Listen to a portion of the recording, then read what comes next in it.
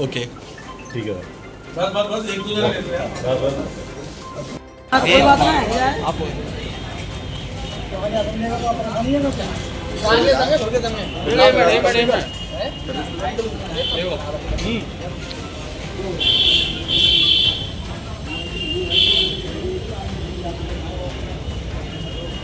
घटना हुई है, आप लोगों पे आरोप लग रहे हैं जैन हॉस्पिटल द्वारा और पीड़ित पक्ष भी आपके साथ मौजूद है, क्या कहना चाहेंगे पूरे प्रकरण के बारे में? देखिए, मेरे साथ दोनों परिवारजन आ चुके हैं, उनकी माता भी और फादर भी।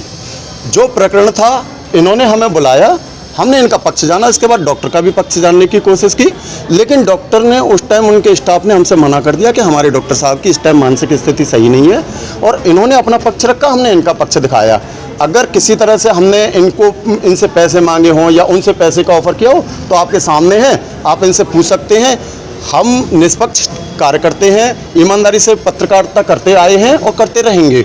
पत्रकारों के ऊपर आरोप लगाना बड़ा आसान है, क्योंकि अगर कोई आरोपी अगर अपना पक्ष रखना चाहता है तो मीडिया से बाद में संपर्क करके बुला सकता है और अपना पक्ष रख सकता है। हमने खुला ऑफर भी दिया था कि आप अपना पक्ष रखिए, लेकिन उन्होंने जब अपना पक्ष नहीं रखा तो उसके बाद हमने वो खबर फ्लैश कर दी और उसके बाद हम लोगों पर आरोप लगाए गए।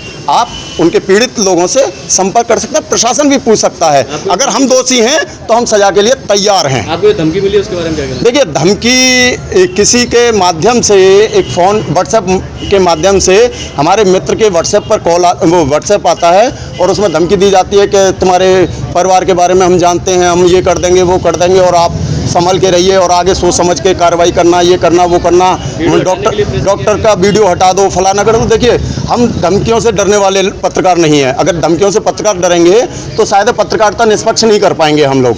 इसलिए हमने जो वीडियो है वो बाकायदा दिखाया और डीएम महोदय को हमने ज्ञापन के माध्यम से अवगत कराया है और एसएसपी महोदय को अवगत कराया है। निष्पक्ष जाँच होगी इसकी, जो दोषी होगा उसको सजा मिलेगी। ठीक है।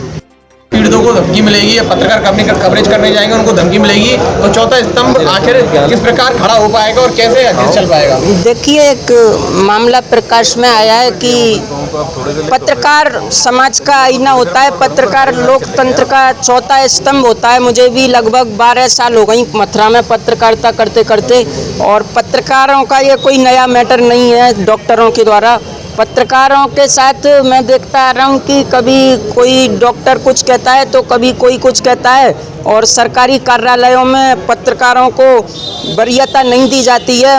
मामला यूँ है कुल मिलाकर कि गोपाल ठाकुर और ये अजीत चौहान पत्रकार हैं हमारे, इनको जैन हॉस्पिटल में जो वाक़या हुआ था उन पत्रकारों को कुछ इनसे बोला गया है वायरल वीडियो चलाने पर। तो ये जो भी मामला है इस पर मैं मांग करता हूं उत्तर प्रदेश के यशस्वी माननीय मुख्यमंत्री महोदय और भारत की राष्ट्रपति द्रौपदी मुर्मू और हमारे केंद्रीय सूचना प्रसारण मंत्री महोदय से, और हमारे राज्य की राज्यपाल महिला हैं आनंदीबेन पटेल, पूर्व मुख्यमंत्री गुजरात, उनसे और तमाम इन लोगों से मैं मांग करता हूं, मथुरा के जो हमारे जनप्रिय आदरणीय सांसद महोदया हेमा मालिनी जी से मैं निवेदन करता हूं कि पत्रकारों के साथ ऐसा हो रहा है तो आप भाजपा सरकार में अंदाज़ा लगा ही सकते हैं कि जो जनता का आम आदमी है उसके साथ क्या रवैया अपनाया जाता होगा। कहते हैं कि डॉक्टर तो भगवान का दूसरा रूप है, जान बचाता है,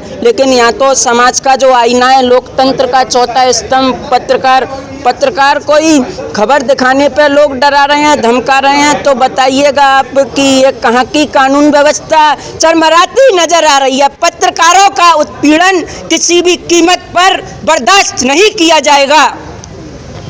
क्या मामला है?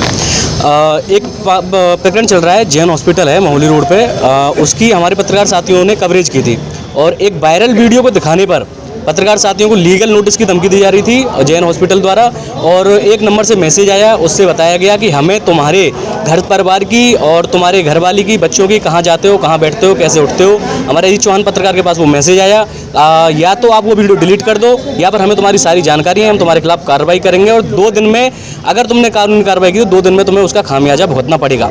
अच्छा, एक बात करते हैं, लीगल नोटिस की वो हमको धमकी दे रही थी। अगर कोई पत्रकार साथी वायरल वीडियो दिखाता है तो मेरे हिसाब से हिंदुस्तान का हर मीडिया चैनल, हर अखबार या फिर हर पत्रकार दोषी है, सबके पास लीगल नोटिस जाना चाहिए। क्योंकि वायरल वीडियो को दिखाना कोई दोष नहीं है।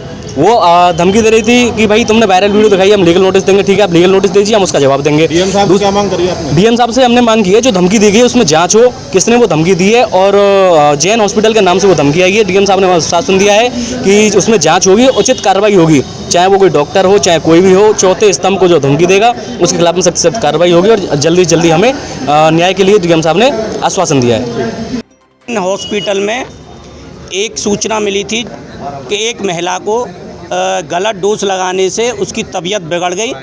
पीड़ित ने पत्रकार साथियों को फ़ोन किया, मथुरा ज़िले में सभी को बुलाया, वहाँ कवरेज करने गए सभी पत्रकार साथी अपने अपने बैनर तले।